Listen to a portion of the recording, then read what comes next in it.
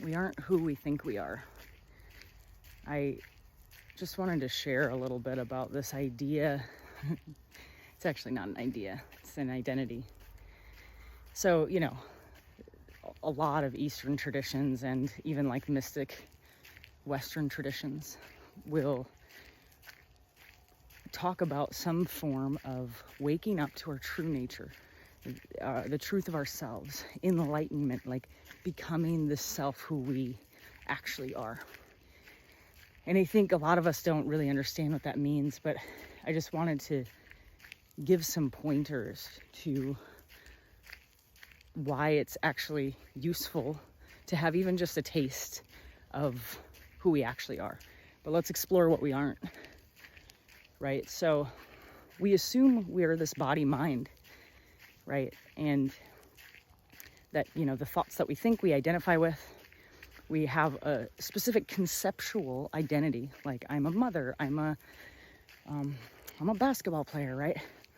And when we have these conceptual identities, all they are just thoughts and memories, then we suffer when we get that identity challenged. For example, like when the mother, when her kids graduate college or high school, and then you end up with empty nest. When you're a basketball player, right, and you break your leg and now you can't play anymore, who are you? And that's this like deep suffering that happens, and that's why it's so helpful to know that we're not the body mind. If we were only the body mind, the conditioning program, thought systems, mechanism that we have developed, I mean, first of all, if we were the mind and only the mind, who were we before we started having thoughts? And what about when our thoughts change? We become open-minded, and, you know, who I was at 3 years old and the thoughts I started developing are different than the ones I had when I was 16, you know, and the thoughts I had when I was 16 are very different than the thoughts I have now. So I'm not the thoughts, and I can watch the thoughts too. So who's watching? Who's the unchanging while thoughts come and go? Who's there when thoughts are absent? And the other piece is the body. Like, they say that our cells regenerate like every 7 years or something like that. And we literally have a new body. I mean, like, who was the consciousness that existed when I was in that 3-year-old body versus who I am now? How do I know that I exist? And so I know that I'm not these things. I know I can watch emotions. I know I can watch thoughts. I know that I can watch the body. So who's watching? In some traditions, they call it the watcher, the observer, pure consciousness, the I am. So I just want to explain that as a pointer for those of you who want to just have like a piece, just a taste of what true identity is. And there's going to be a lot of different words that work for different people. But one that is very common that people work with is the statement, I am.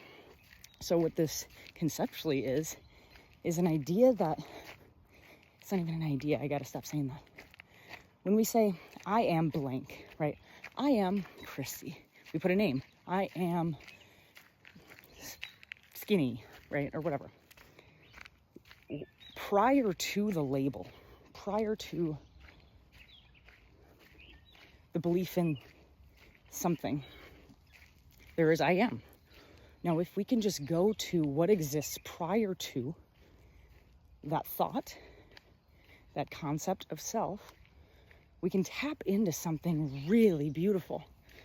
And it doesn't have to be this crazy, blissful, mystical, whatever, though it can be.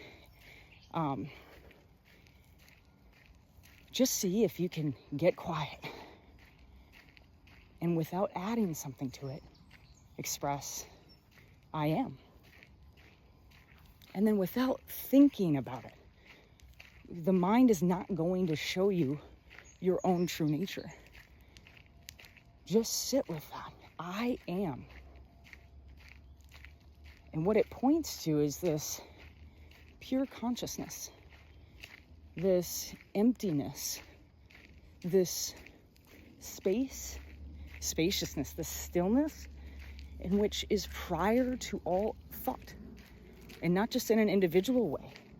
The way I like to think about it is We are all born into this one consciousness, the spaciousness that exists all around us.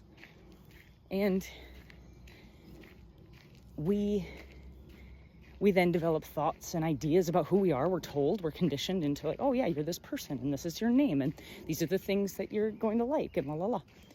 And we believe ourselves to be these small selves.